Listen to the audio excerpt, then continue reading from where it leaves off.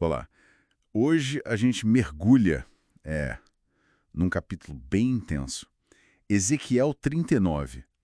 O texto fala de um confronto, assim, profético, né? Uma escala enorme e as consequências disso tudo.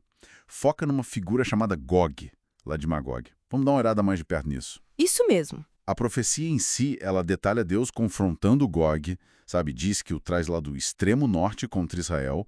E tem umas imagens, assim, muito fortes. Aham. Tipo Deus fazendo o arco cair da mão esquerda dele, as flechas da direita. Que tipo de derrota é essa que está sendo pintada aí? Olha, é uma derrota descrita como total e bem pública.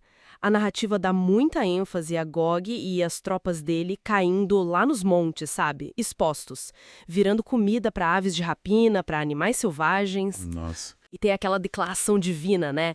Eu o falei, diz o Senhor Deus. Isso meio que sela a coisa como um julgamento final, assim, sem apelação. Uma demonstração de poder onde o inimigo é totalmente humilhado. Entendi. E essa derrota, ela não fica só ali no campo de batalha, né? O texto fala de fogo sobre Magog e sobre os que habitam seguros nas ilhas. Qual o alcance disso? É maior? Sim, sim, a consequência se espalha. Esse juízo mais amplo, né, esse fogo que vai longe, até para lugares que pareciam seguros. Ele tem um propósito claro no texto. É para que todas as nações, e também Israel, claro, reconheçam o nome santo de Deus. Que esse nome não seja mais desrespeitado, entende? O julgamento vira uma espécie de revelação para todo mundo. Entendi, faz sentido. E tem um detalhe que eu achei impressionante sobre as armas dos inimigos que foram derrotados. Ah, sim. Esse ponto é muito interessante. O texto diz que o pessoal de Israel ia usar o arsenal inimigo, escudo, arco, flecha, lança, tudo isso como combustível. E por 7 anos. 7 anos. É muito tempo. Exato. Mais do que só mostrar a quantidade enorme de armas, né, essa imagem das armas virando combustível por tanto tempo, é um símbolo muito forte da inversão completa. Tipo, as ferramentas que eram para destruir acabam, ironicamente, dando sustento. Isso reforça muito a ideia do controle de Deus sobre tudo. Nossa, que imagem forte mesmo. E aí a narrativa muda um pouco, né? Vai para a limpeza da terra. Parece quase um ritual. É, exatamente. Esse processo de limpar a terra, que o texto descreve com detalhe, vai durar 7 meses, né? E a comunidade toda se envolve para enterrar a multidão de Gog.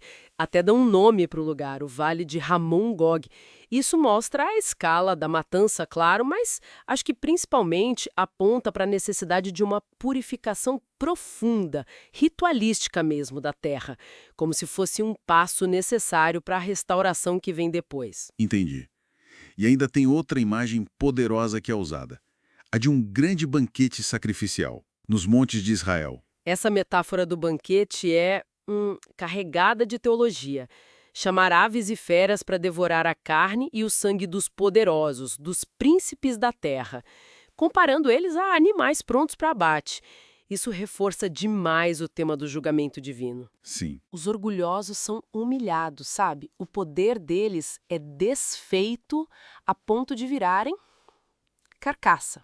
É uma inversão completa de status para mostrar a soberania absoluta de Deus. Fica bem claro, então, que o propósito principal de tudo isso que está sendo descrito é mostrar a glória de Deus, né? Precisamente, é isso.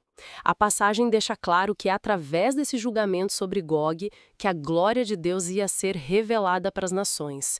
E, um ponto fundamental, o próprio Israel ia entender que o exílio que eles sofreram antes não foi porque Deus era fraco, entende? Mas por causa da infidelidade deles mesmos. Ah, interessante. Então, esse julgamento serve também para explicar e justificar o que Deus fez antes na história de Israel. Entendi. Isso tudo leva a gente pro clímax do capítulo, que é a promessa de restauração para Israel. Exato. Depois de descrever esse julgamento assim avassalador, o tom muda. Vira esperança. O texto fala da compaixão de Deus, do zelo que ele tem pelo seu nome santo e da decisão de trazer Israel de volta do cativeiro, de reunir o povo de todas as nações. É uma virada. Total. É uma promessa de segurança, sabe? Fim da vergonha e, o mais importante, a presença de Deus restaurada com eles. Então, para resumir, Ezequiel 39 nos mostra essa narrativa poderosa, né? Que vai de um juízo divino implacável contra quem se opõe a Deus, simbolizado ali por Gog, por uma promessa firme de restauração e o reconhecimento universal do poder de Deus. É isso. E uma reflexão final, assim, que o texto deixa, é a conclusão forte, né? Pois derramarei o meu espírito sobre a casa de Israel, diz o Senhor Deus. Isso conecta tudo. O julgamento, a restauração física, com uma renovação espiritual profunda. Convida a gente a pensar em como, nessa visão profética, a maior manifestação da presença de Deus acontece quando ele derrama o seu espírito. É um fechamento bem significativo.